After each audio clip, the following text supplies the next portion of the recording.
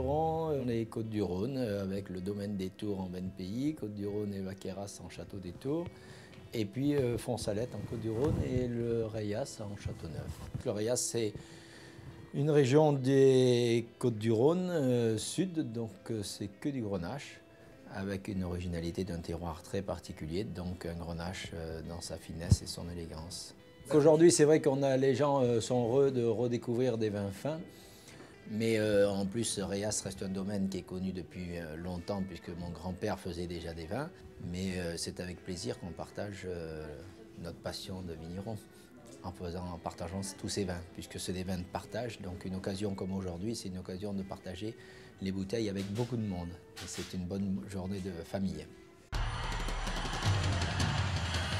Si vous voulez, il ne faut pas oublier que le vin, au départ, c'est quand même le fruit qui est transformé en fait, par la fermentation. Tout est naturel.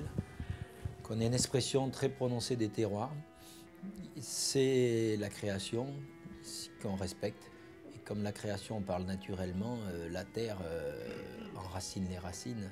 C'est des ressources qui sont transmissibles naturellement de génération en génération, si on a la chance. Et c'est important, c'est vrai.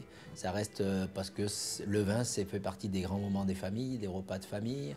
Donc c'est là où on réunit tout le monde et on passe un grand moment. Donc je pense que c'est ce qui fait beaucoup l'union et qui permet de vouloir conserver et continuer une tradition. Ce qui est important, c'est de voir ce qui peut être amélioré, mais d'abord observer et s'adapter à l'originalité d'un domaine. Et puis après, une fois qu'on est ancré et qu'on découvre, au fur et à mesure, on a envie d'avancer. Donc naturellement, chaque millésime nous remet en question. Et donc on adaptera en fonction des millésimes et de l'impulsion de chaque jour. C'est vrai qu'on ne sort pas beaucoup parce que moi j'estime qu'il faut être dans les vignes, c'est notre premier devoir. Et que comme on n'a pas assez de vin pour tout le monde, il vaut mieux rester caché que d'accélérer la demande alors qu'on ne peut pas fournir. Voilà.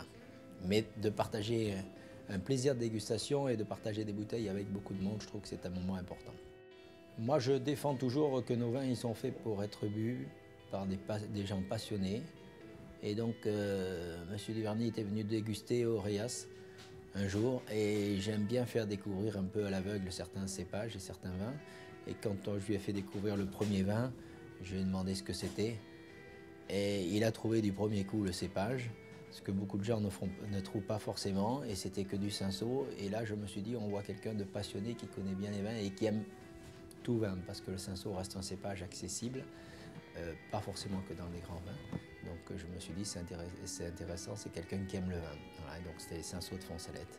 Donc ça a commencé comme ça, et puis je vois qu'au fur et à mesure, il y a une équipe très motivée, motivante, et des gens qui aiment leur métier.